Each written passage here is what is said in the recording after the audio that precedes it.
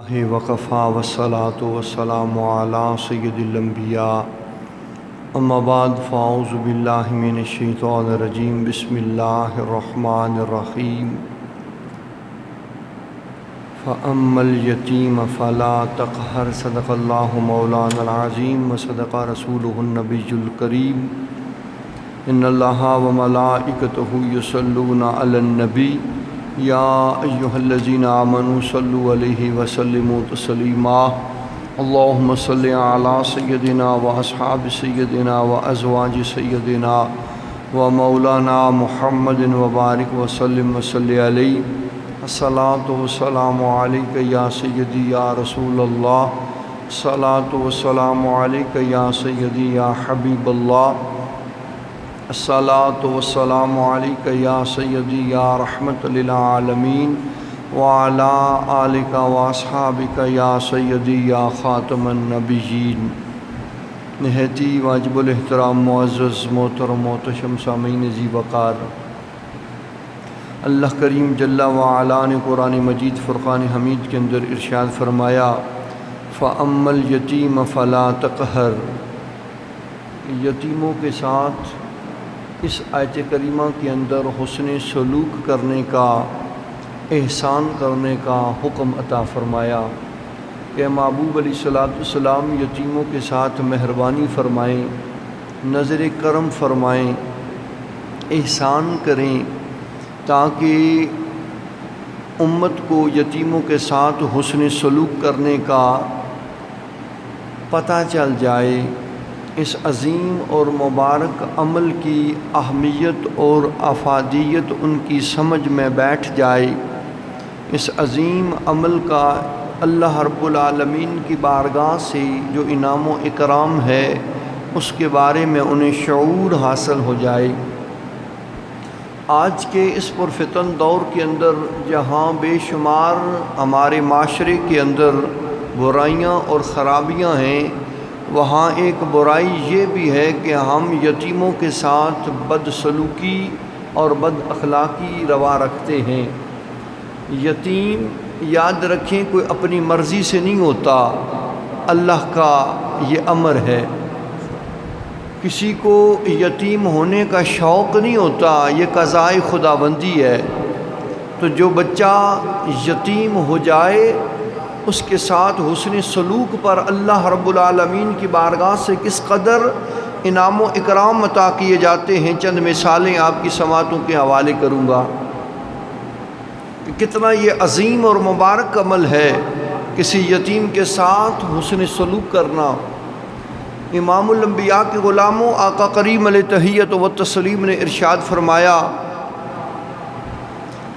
مسلمانوں کے گھروں میں سے بہترین گھر وہ ہے کہ جس کے اندر یتیم کے ساتھ حسن سلوک کیا جائے، اور مسلمانوں کے گھروں میں بدترین گھر وہ ہے کہ جہاں یتیم کے ساتھ بد سلوکی کی جائے۔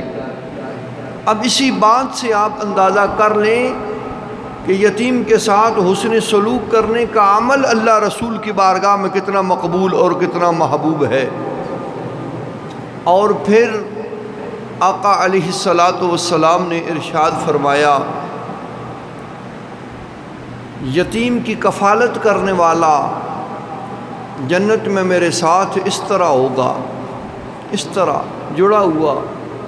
تو جسے یتیم کی کفالت کے بدلے جنت کے اندر سنگت محبوب علیہ السلام نصیب ہو جائے، یتیم کی کفالت کے اس عظیم عمل کے بدلے جسے جنت کے اندر رفاقت محبوب خدا نصیب ہو جائے، اس سے بڑھ کے اور کیا چاہیے؟ اس سے بڑھ کے اور بندہ مومن کی معراج کیا ہو سکے گی کہ جسے جنت میں رفاقت محبوب نصیب ہو جائے؟ اس لیے اس عظیم اور مبارک عمل کو کوشش کرنی چاہیے، کرتے رہیں۔ جہاں کہیں کوئی یتیم دکھ جائے تو اس کے ساتھ اس نے سلوک کیا جائے، اس کے ساتھ احسان کیا جائے، اس کے ساتھ پیار اور لاڈ اور محبت کی جائے۔ اس لیے کہ جب یتیم روتا ہے چیخ کر چلا کر تو پروردگار عالم فرماتا ہے کہ اے فرشتو، یہ بچہ کیوں رو رہا ہے؟ جس کا باپ منوہا مٹی کے نیچے چھپ چکا ہے، تو اسے کس نے رلایا ہے؟ کیوں رو رہا ہے؟ تو فرشتے عرض کرتے ہیں کہ پروردگار عالم تو خوب اور بہتر جانتا ہے۔ تو اللہ رب العالمین فرماتا ہے کہ اے فرشتو، میں تمہیں گواہ بناتا ہوں، جو بندہ اس بچے سے لاڈ کرے گا، اسے دلاسا دے گا، اس کے ہاتھ پہ، اس سر پہ دست شفقت رکھے گا اور اسے تسلی و تشفی عطا کرے گا، قیامت کے دن میں رب اس سے راضی بھی ہو جاؤں گا اور اپنے انعام و اکرام سے اسے راضی کر بھی لوں گا۔ محبت رکھو، سبحان اللہ۔ اللہ کریم فرماتا ہے کہ میں خود بھی اس سے راضی ہو جاؤں گا اور اسے اپنے انعام و اکرام سے راضی کر لوں گا۔ کس کو؟ جو اس یتیم کے ساتھ لاڈ کرے گا، جو اس یتیم کے سر پہ دست شفقت رکھتے ہوئے دلاسا دے گا، اسے تسلی و تشفی عطا کرے گا، اس انسان کے ساتھ پروردگار عالم اس طرح مہربانی اور کرم نوازی فرمائے گا۔ بارگاہ محبوب علیہ السلام کے اندر ایک شخص نے عرض کی، یا رسول اللہ صلی اللہ علیہ وآلہ وسلم، میرا دل بڑا سخت ہے، کیا کروں؟ تو حضور جان عالم صلی اللہ علیہ وآلہ وسلم نے بڑا آسان سا طریقہ عطا فرمایا۔ یہ نہیں فرمایا کہ روز 100 نفل پڑھا کر، یہ نہیں فرمایا کہ روز اتنی مرتبہ فلاں وظیفہ کیا کر۔ ہر عبادت کا، ہر وظیفے کا اپنا ایک سکون ہے، اپنی اس کی تازگی ہے، اپنی اس کی ایک بہار ہے، ہر عمل کی اپنی اپنی رونق اور بہار اور اجر ہوتا ہے۔ تو امام الانبیاء کے غلاموں، حضور نے جو اسے عمل بتایا وہ بڑا ہی آسان اور بڑا ہی خوبصورت ہے۔ آقا علیہ السلام نے فرمایا، یتیم کے سر پہ ہاتھ رکھ لیا کرو، اس عمل کی برکت سے اللہ تمہارے دل کی سختی کو نرمی میں بدل ڈالے گا۔ یتیم کے سر پہ ہاتھ رکھنے سے دل کی سختی، وہ تلخی، نرمی اور پیار اور محبت میں بدل جاتی ہے۔ تو یہ اتنا عظیم اور مبارک عمل ہے کہ جب ہم یتیم کے سر پہ ہاتھ رکھتے ہیں تو اللہ رسول راضی ہو جاتے ہیں۔ تو اس عمل کو کرنا چاہیے اور یتیموں کے ساتھ حسن سلوک کرتے رہنا چاہیے۔ یہ ہماری آخرت، ہماری قبر و حشر کو سنوارنے والا عظیم اور مبارک عمل ہے۔ یتیم کے ساتھ حسن سلوک کرنے والے کو اللہ کریم جل وعلا روز قیامت اپنے عرش کے سائے میں سے سایہ بھی عطا فرمائے گا۔ تو اس لیے معزز سامعین، آج کے اس پرفتن دور کے اندر یتیموں کے ساتھ بڑی بے توقیری اور بڑی بے قدری کے ساتھ ہم پیش آتے ہیں، جبکہ نہ تو یہ ہمارے کریم آقا علیہ السلام کی تعلیمات ہیں اور نہ ہی اللہ رسول کی تعلیمات کے اندر اس چیز کی اجازت ہے۔ حضرت خواجہ سری سختی علیہ رحمہ، آپ نے عید کے دن دیکھا حضرت خواجہ معروف کرخی علیہ رحمہ کو کہ وہ کھجوریں چن رہے تھے عید والے دن۔ حضرت خواجہ سری سختی علیہ رحمہ نے فرمایا کہ حضور آپ یہ کیا کر رہے ہیں؟ فرمایا کہ کھجوریں چن رہا ہوں۔ جناب سبب کیا ہے؟ فرمایا سبب یہ ہے کہ یہ بچہ یتیم ہے، رو رہا تھا کہ باقی بچوں نے اچھے کپڑے پہنے ہوئے ہیں، اچھے کھانے تناول کیے ہیں، اس کے پاس نہ اچھا لباس ہے نہ کھانا ہے، تو یہ رو رہا تھا۔ تو میں نے پھر کہا کہ میں کھجوریں چن کر یہ بازار میں بیچ کے تجھے کپڑے دلاؤں گا، اشیاء خرد و نوش تجھے میسر کروں گا، اس لیے چن رہا ہوں۔ حضرت خواجہ سری سختی علیہ رحمہ نے فرمایا کہ جناب عالی، اگر یہ سعادت آپ مجھے عطا کریں تو بڑی خوشی ہوگی۔ تو حضرت خواجہ معروف کرخی علیہ رحمہ نے فرمایا ٹھیک ہے، آپ ہی اس سعادت کو حاصل کر لیں۔ تو حضرت خواجہ سری سختی فرماتے ہیں میں اس بچے کو لے کر ساتھ بازار چلا گیا، اسے ایک نیا جوڑا کپڑوں کا دلایا اور چند اخروٹ اسے خرید کر دیے۔ پھر واپس جب آیا تو وہ بچہ خوشی سے چھلانگیں لگاتا ہوا بچوں کی طرف چلا گیا، اور اللہ رب العالمین نے میرے دل کے اندر ایک ایسا نور پیدا کر دیا کہ جس سے میری حالت ہی تبدیل ہو گئی۔ اس لیے معزز سامعین ذی وقار، یہ عمل بڑا عظیم اور مبارک عمل ہے، اس کی برکتیں دنیا کے اندر بھی قبر اور حشر کے اندر بھی اللہ رب العالمین عطا فرمائے گا۔ حضرت داؤد طائی بڑی بزرگ شخصیت کے مالک گزرے ہیں، آپ نے بڑے عرصے کے بعد گھر کے اندر گوشت پکوایا۔ آج تو ہمیں کوئی بھی حسرت ہوتی ہے ہم فوراً پوری کر لیتے ہیں، تو ہماری حسرت جب پوری ہو جائے تو پھر کوئی ہمارے سامنے کٹ بھی جائے، ہم پہلے اپنی چاہت اور حسرت کو پورا کرتے ہیں پھر اس کی طرف دیکھتے ہیں، جبکہ اللہ والوں کا یہ شعار نہیں ہے۔ تو آپ کی جو کنیز تھی اس نے گوشت پکا کر بڑے آسن انداز کے ساتھ آپ کے سامنے جب رکھا تو آپ نے فرمایا ہمارے جو پڑوس میں یتیم ہیں ان کا کیا حال ہے؟ تو اس کنیز نے کہا حضور خستہ حال ہے، ان کی حالت ناگفتہ بے ہے۔ تو آپ نے فرمایا پھر ایسا کر یہ کھانا لے جا کر ان کو دے دے۔ وہ کہنے لگی حضور چکھ تو لیں۔ اتنے عرصے کے بعد بڑے ارمانوں سے، بڑی چاہتوں سے اور بڑی حسرتوں سے آپ نے گوشت پکوایا ہے، کم از کم زیادہ نہیں، کھاتے تو چکھ تو لیں۔ فرمایا نہیں چاہیے مجھے، لے جا ان بچوں کو دے، اس لیے کہ میرا کھایا ہوا مٹی میں خاک ہو جائے گا، یتیموں کا کھایا ہوا اللہ رب العالمین کی بارگاہ میں پہنچ جائے گا، اس لیے وہ باقی رہے گا، یہ فانی ہو جائے گا، مجھے اپنے کھانے کی چاہت نہیں، ان یتیموں کو دے آؤ، اللہ راضی ہو جائے گا، مالک خوش ہو جائے گا۔ اس لیے معزز سامعین، ہم مرغے اور بکرے اور پتہ نہیں کیا کیا کھاتے ہیں، اور ساتھ ہمارے پڑوس میں شاید یتیم مسکین بھوکے پیاسے تڑپ رہے ہوں اور ان کا ہمیں نہ احساس ہے نہ خیال ہے، تو اس چیز کے بارے میں غور اور فکر کرنا چاہیے۔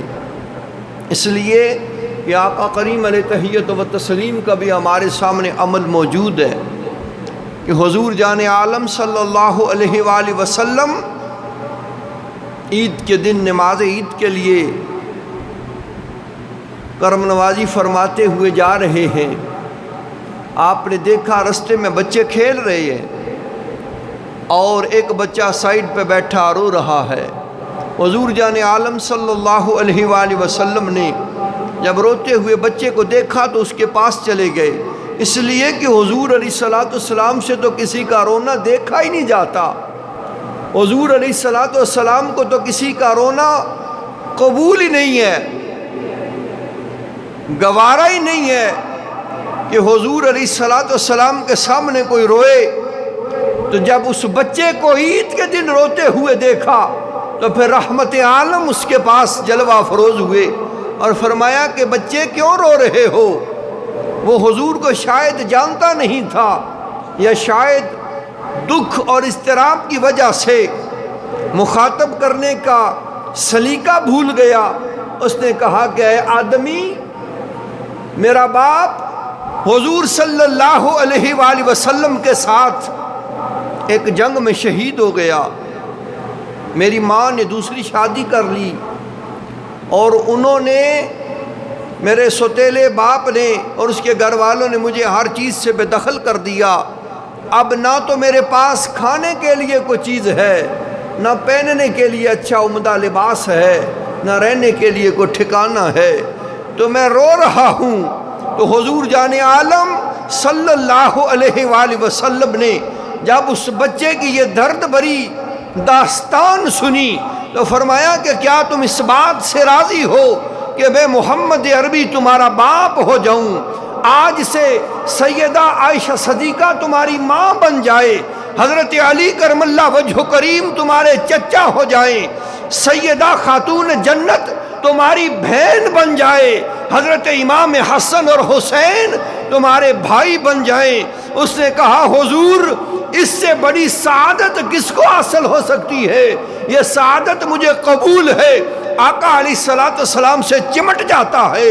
حضور علیہ السلام نے اس سے پیار کیا، ساتھ اسے اپنے گھر لے گئے، نہلایا، اچھا لباس زیب تن کرایا، اچھا کھانا کھلایا، اور اس کے بعد پھر اسے ساتھ لے کے روانہ ہوئے۔ اب وہ بچہ بچوں کی طرف بھاگتا ہوا خوشی کے ساتھ جا رہا ہے اور کہہ رہا ہے اے دنیا والو، آج سے میرے باپ امام الانبیاء ہیں، میری امی عائشہ صدیقہ ہیں، میرے چچا علی المرتضیٰ ہیں، میری بہن فاطمہ الزہرا ہیں، میرے بھائی حسن اور حسین ہیں۔ تو پھر وہ بچے جو کھیل رہے تھے، جو خوشیاں منا رہے تھے، پھر وہ سراپا سوال بن جاتے ہیں، حسرت کرنے لگتے ہیں، کاش کہ ہمارے باپ بھی حضور علیہ السلام کے ساتھ جنگوں میں شہید ہو جاتے، اور آج جو سعادت اس کو آقا نے عطا کی ہے ہمیں بھی نصیب ہو جاتی۔ تو معزز سامعین نصیب کار، حضور نے اس طرح عمل کر کے بتایا ہے کہ میرے غلاموں، میری امت کے اندر یتیموں کے ساتھ حسن سلوک کرو گے تو اس عمل کی برکت سے تم سے خدا بھی راضی ہو جائے گا، مصطفیٰ بھی راضی ہو جائے گا۔ تو جب حضور علیہ السلام کا انتقال پر ملال ہوا نا، تو پھر وہ بچہ رو رہا تھا اور پھر کہہ رہا تھا ہائے افسوس، آج پھر میں یتیم ہو گیا۔ جو جناب صدیق اکبر رضی اللہ تعالی عنہ نے جب اسے دیکھا تو پھر اپنے ساتھ لے لیا، فرمایا آج کے بعد تو میری کفالت میں ہے۔ تو عرض کرنے کا مقصد یہ ہے کہ یتیموں کے ساتھ جتنا ہو سکے حسن سلوک کیا جائے، جتنا بن پڑے۔ ہمارے کریم آقا کی تعلیمات بھی ہیں اور حضور جان عالم صلی اللہ علیہ وآلہ وسلم کا عظیم اور مبارک عمل بھی ہے۔ آج آپ دیکھیں ہمارے معاشرے کے اندر اکثر و بیشتر یتیم بے سنتے ہوتے ہیں، بگڑے ہوئے ہوتے ہیں۔ اس کی وجہ کیا ہے کہ ان کے سر پہ کوئی ہاتھ رکھنے والا نہیں ہوتا۔ باپ مر گیا، بعض اوقات بیٹے بالخصوص ماؤں سے کنٹرول نہیں ہوتے، تو اگر ہم معاشرے والے، محلے والے، گاؤں والے ان کے ساتھ حسن سلوک کریں تو پھر وہ بگڑے نہیں، پھر انہیں کوئی بے سنتا نہ کہے، پھر انہیں کوئی بے ادب اور بے غیرت نہ کہے، اس لیے کہ ہم زکوٰۃ و صدقات تو دے دیتے ہیں لیکن ان کی تربیت کے معاملے میں پیچھے رہ جاتے ہیں۔ جہاں اپنے بچوں کو بٹھا کے تربیت کرتے ہیں، ساتھ اس یتیم کو بٹھا لیا جائے تو حرج کوئی نہیں۔ جہاں اپنے بچوں کی کفالت کرتے ہیں، اچھے برے حلال حرام کی تمیز سکھاتے ہیں، ساتھ اس کی بھی تربیت کر لی جائے۔ ہم محلے اور گاؤں والے اس کے چچا اور ماموں اور تایا کی حیثیت سے اس کے ساتھ حسن سلوک کریں تو وہ کبھی بگڑے گا نہیں، وہ کبھی بھی بے ادب اور گستاخ نہیں ہوگا۔ لیکن کیا ہے، یتیم کے سر پہ ہاتھ رکھنا تو درکنار، لوگ سوچ رہے ہوتے ہیں کہ اس کا مال کس طریقے سے ہتھیا لوں، اس کو اپنے مال و اسباب سے کس طرح بے دخل کر سکوں تاکہ یہ مجھے مل جائے۔ شداد اس نے جنت بنائی تھی، شاید آپ جانتے ہیں، پڑھا ہوا ہوگا آپ نے، تو اس نے لوٹ مار کی تھی، لوگوں سے چاندی سونا جواہرات جو کچھ ملا کھینچ لیا، بنا لیا، تو اس میں یتیم کا بھی کچھ مال گیا تھا۔ تو جب وہ رویا نا، جب وہ جنت دیکھنے کے لیے شداد چلا تھا، تو پروردگار عالم ہم سے بھی اس نے زیادتی کی ہے۔ جب یتیم روتا ہے تو پھر عرش بھی ہل جاتا ہے، اللہ رب العالمین کا پھر غیظ و غضب اور اس کا قہر برسنے لگتا ہے۔ تو پھر کیا ہوا، اس یتیم کی آہ جب رب کی بارگاہ میں پہنچی تو پھر شداد کو اپنی بنائی ہوئی جنت دیکھنا نصیب نہ ہوئی، وہ اس سے دور ہی مر گیا۔ تو یتیم کی آہ بڑی سخت ہوتی ہے، کوشش کرنی چاہیے کہ یتیم سے دعا لی جائے، اس کے سر پہ دست شفقت رکھا جائے۔ حضرت عبداللہ ابن ابی اوفا کہتے ہیں کہ ہم حضور جان عالم صلی اللہ علیہ وآلہ وسلم کی بارگاہ عالی مرتبت کے اندر حاضر خدمت تھے، تو آقا علیہ السلام کی بارگاہ عالی مرتبت میں ایک بچہ آیا، اس نے آ کے عرض کی یا رسول اللہ صلی اللہ علیہ وآلہ وسلم میں یتیم ہوں، ایک میری بہن ہے اور ایک میری بیوہ ماں ہے، میرے ماں باپ آپ پہ قربان ہو جائیں، خستہ حال ہوں، حال و بحال ہوں، کافی دنوں سے فاقہ چل رہا ہے، تو مہربانی فرمائیں اپنے پاس سے کچھ کھانے کے لیے عطا کریں، اللہ رب العالمین آپ کو ہمارے ساتھ اس نے سلوک کے بدلے کھانا عطا فرمائے گا۔